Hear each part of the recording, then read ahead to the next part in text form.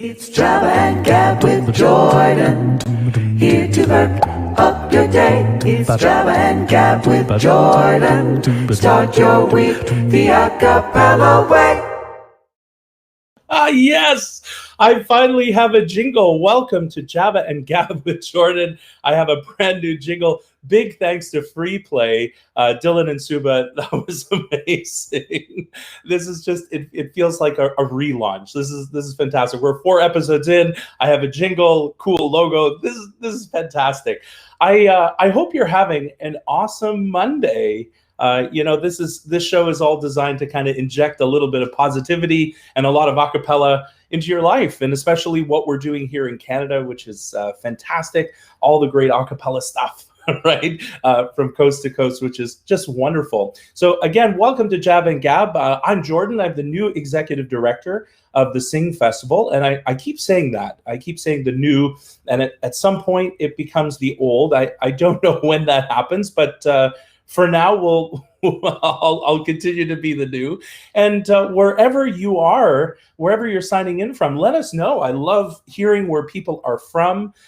We have people from Vancouver already. This is great. I see a few friends on, which is wonderful. I have a friend on I can see from Cambridge, and someone on from Dundas, Ontario, which is fantastic. Usually in just a little bit, we have someone who comes on from South Africa, which is amazing. I mean, this is really cool. So wherever you're from, type it in the comments. We love to know where you are. And while you're doing that, I am going to have a little sip. Look at this. I have my Christmas mug this morning, a little bit different, and a little slurp of coffee.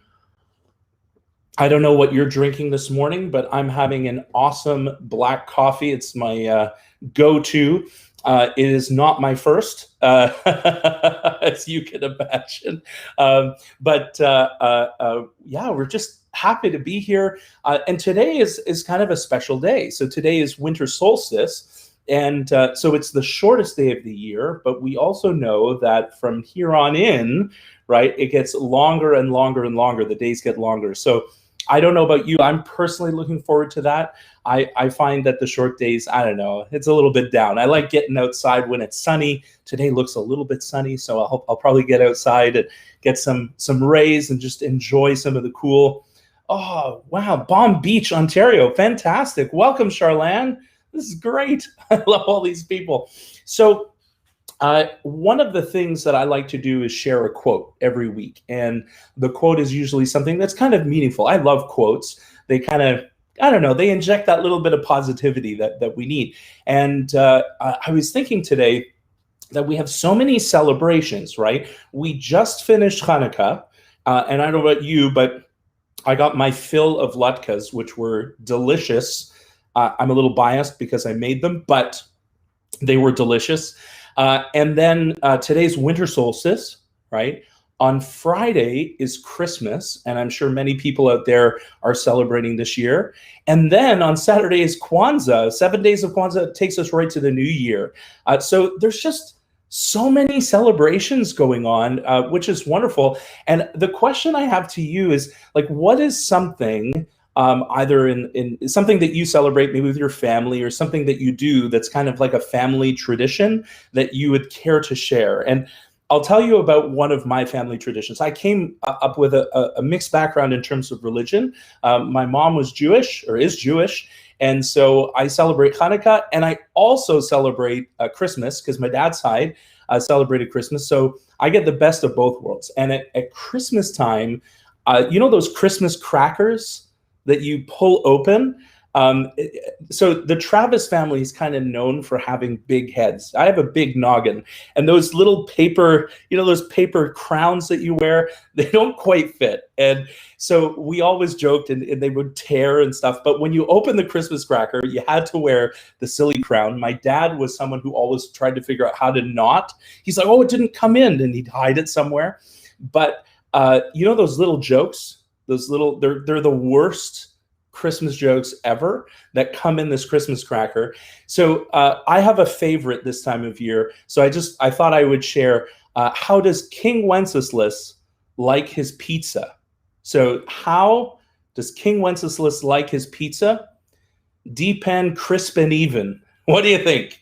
Boom, boom, I need one of those little sound things. If you have an awesome Christmas cracker joke that you want to share, throw it in the comments. Why not? Let's get things goofy and playful today. Share some positivity. But I wanted to share a quote with you today, and this is a quote from Mother Teresa, and it says, "It's not how much we give, but how much love we put into the giving."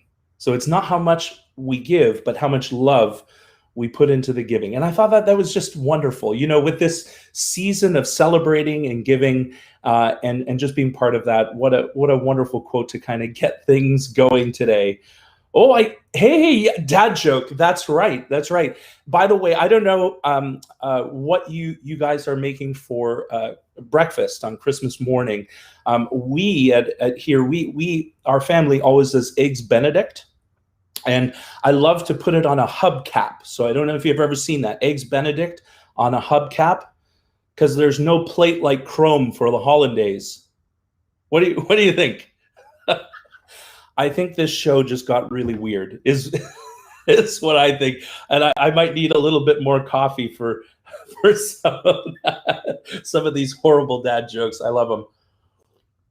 All right. Well, let's get into some fun. If you're just joining in, my name is Jordan Travis, and welcome to Java and Gab with Jordan. And we're going to chat about a couple of different groups today.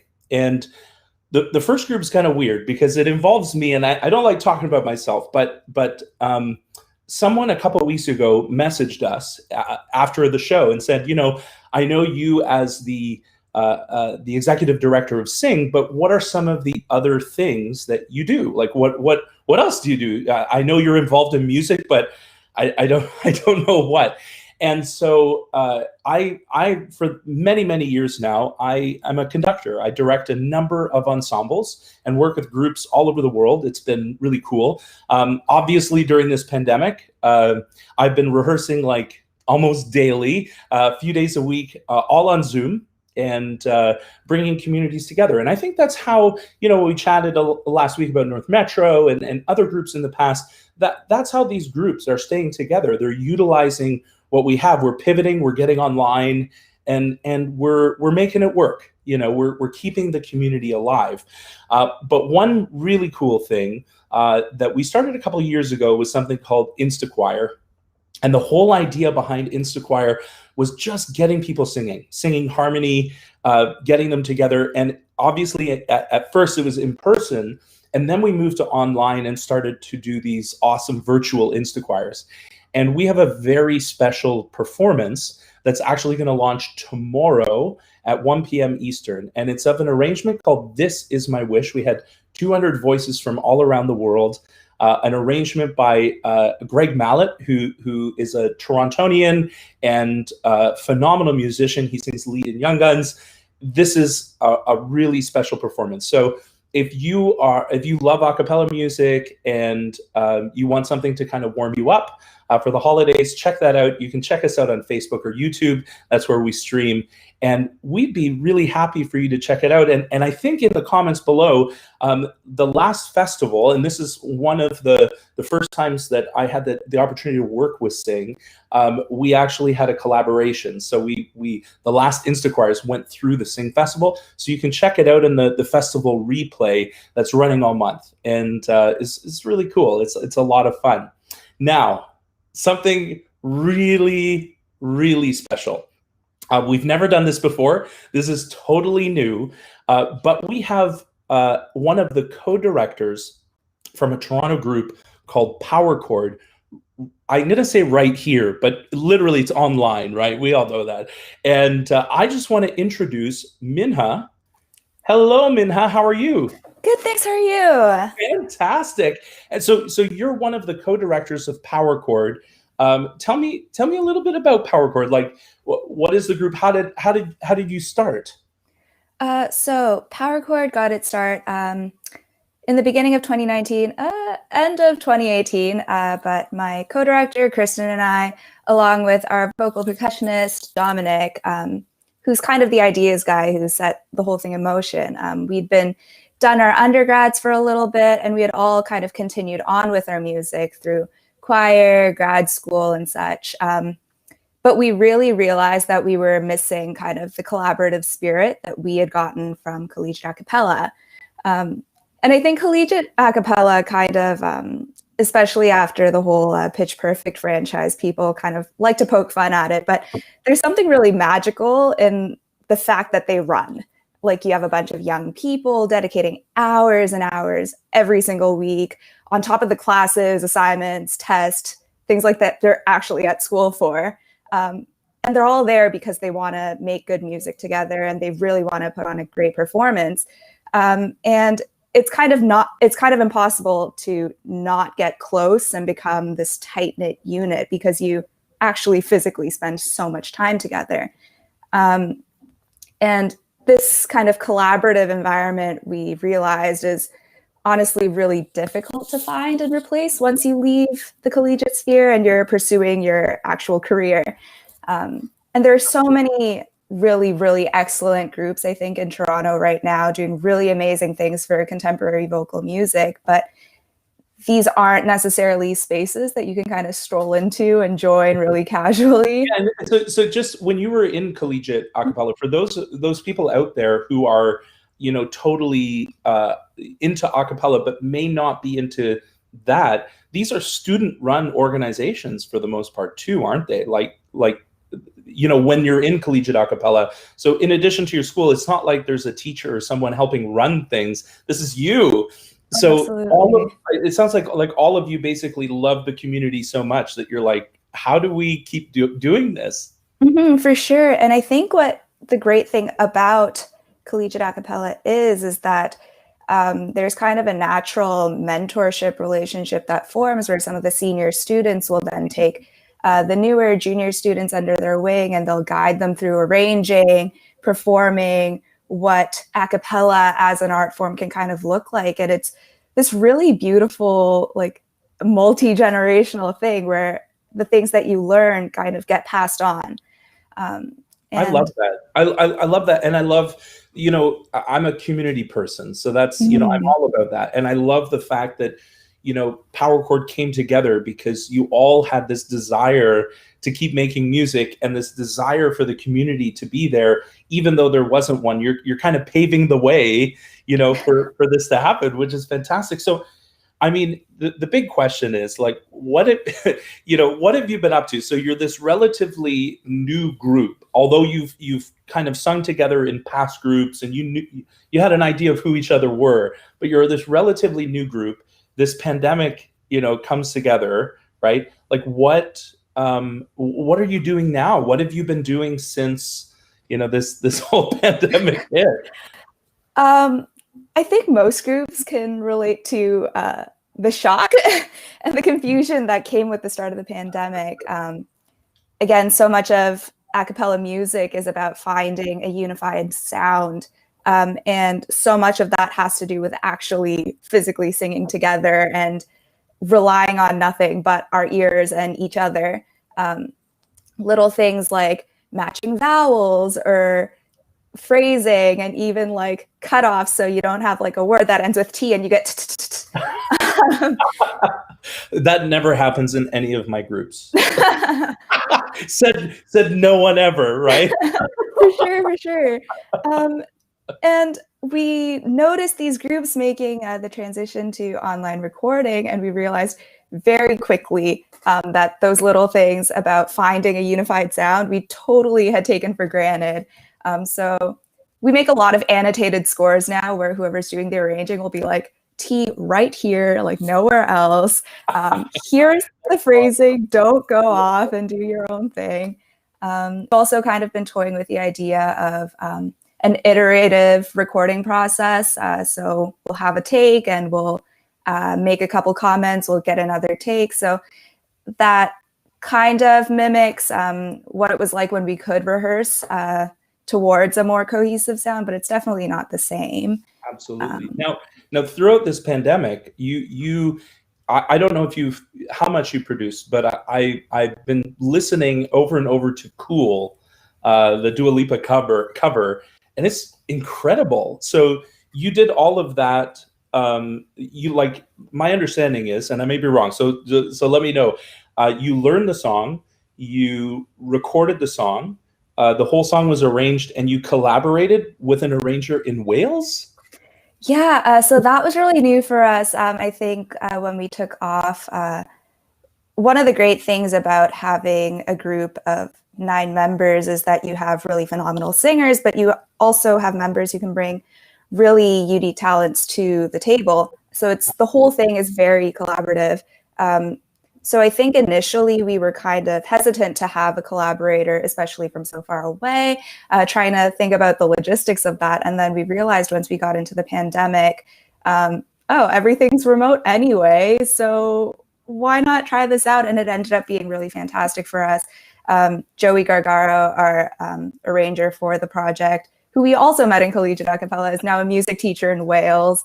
That's amazing. Also doing really cool things. Yeah. But what a, you know what? I've had some friends who are music teachers and choirs and doing different things, different choruses.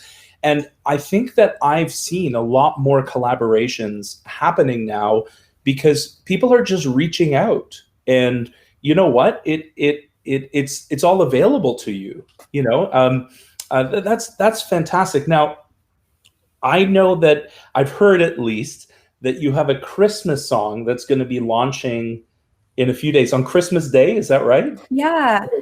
Could you at least tease us a little bit and tell us even a little bit about it to let all of us know what is coming out on Christmas Day?